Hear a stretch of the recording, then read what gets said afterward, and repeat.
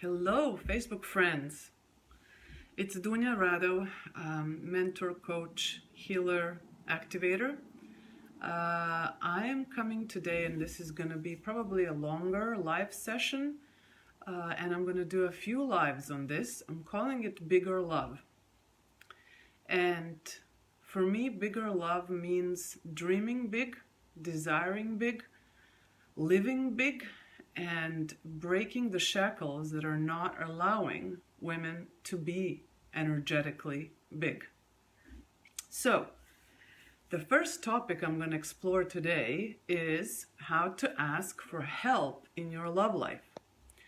And you can imagine when you are dealing with some stress or frustration in your love life that it's not easy to talk about it with anyone for that matter, because it triggers directly two very important fears, and that is fear of inadequacy and shame.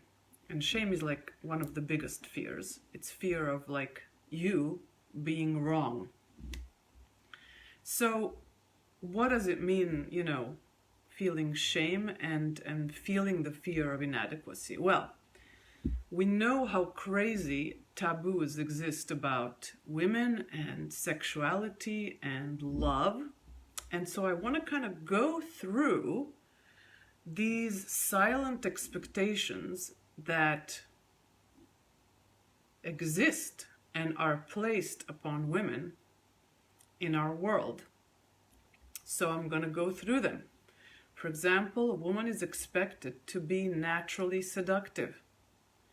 A woman is expected to be good in bed. A woman is expected to understand and know how to read men. A woman is supposed to be attractive and also be able to attract men without any effort. A woman is supposed to know how to share an intimate space with a man.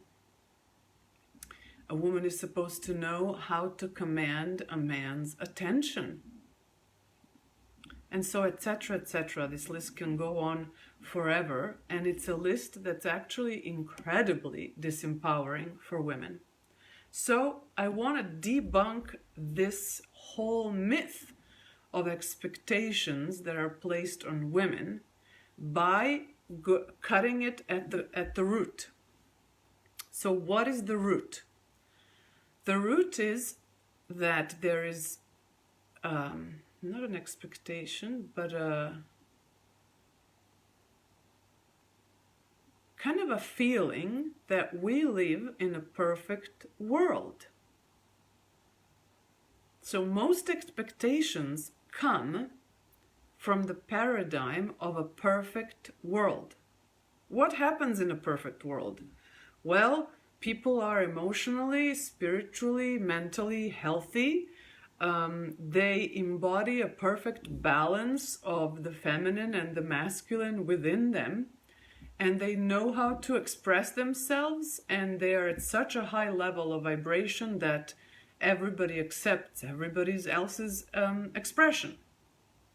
So we don't live in a perfect world, my dear friends. So knowing that the world is imperfect should actually just debunk all those expectations I talked about. The expectation of knowing how to seduce, knowing how to be attractive, etc., etc., etc. So when we debunked this myth that we do not live in a perfect world, that we actually live in a world that is full of conditioning. That's number 2. So we do not live in a perfect world, and we live in a world of conditioning and of transference of energies, ancestral energies, generational energies, familial energies, collective energies. So, conditioning means that unless you are some superhuman that is kind of immune to conditioning, which I don't know many, you will fall victim to these paradigms. These paradigms of what is expected of a woman in a society, in a relationship, in love. So let's take our power back. Let's examine the conditioning and let's refuse to embody dynamics that don't feel good to us. Let's have a personal opinion and a personal agenda of what love means, of what love represents, of what kind of man you want to be in love with, not what the society has told you to search for. So these two things, when we understand that we are, number one, not living in a perfect world and living in a world of heavy fucking conditioning, which is full of trauma and dysfunction and all kinds of unprocessed energies, we can understand that this perfect standard that we accepted and the world set for us is wrong. It is absolutely fucking wrong.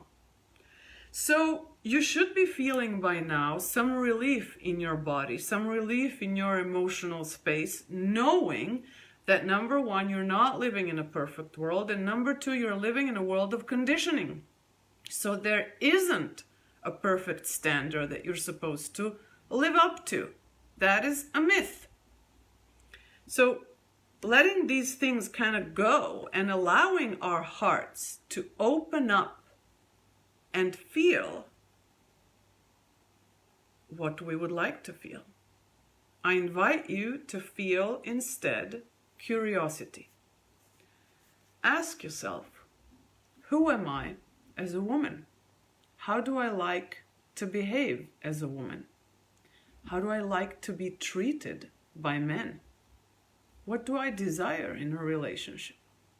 Let your curiosity take you on a journey of discovery. Second, explore. Explore all these concepts that were thrown at you as expectations and explore them now what they mean to you, for your well-being. So what does seductiveness mean to me for my well-being? What does being attractive mean to me for my well-being? What does sexuality mean to me? What does intimacy mean to me?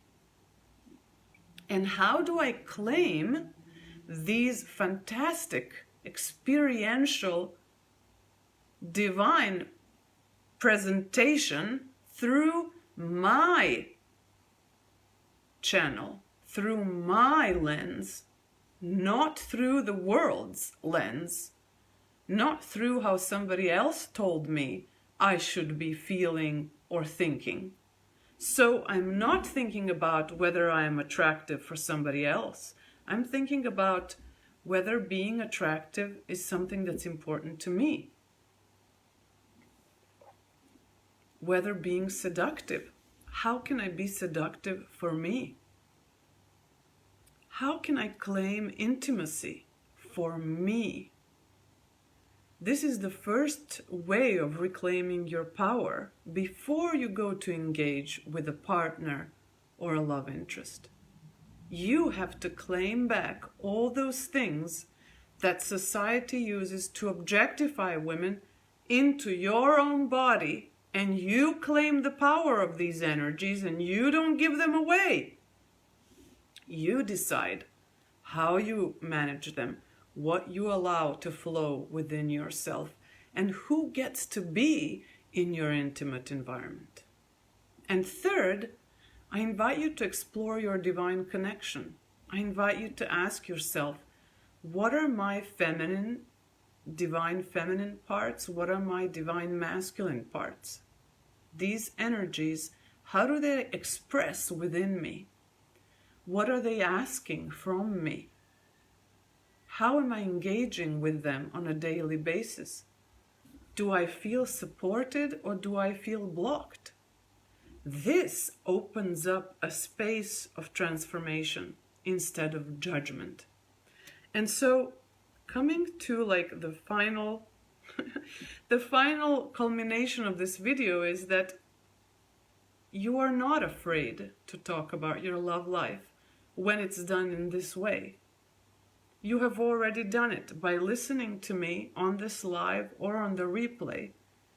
You have actually allowed yourself into your own intimate space, into the exploration of it.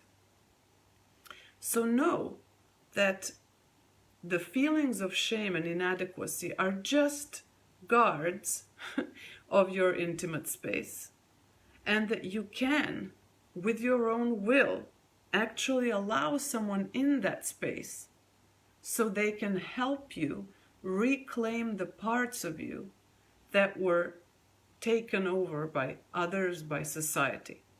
That is how you stop being a victim in your love life. By having somebody help you and bring you resources and understanding and wisdom and transformation of all blocked energies and spaces within you.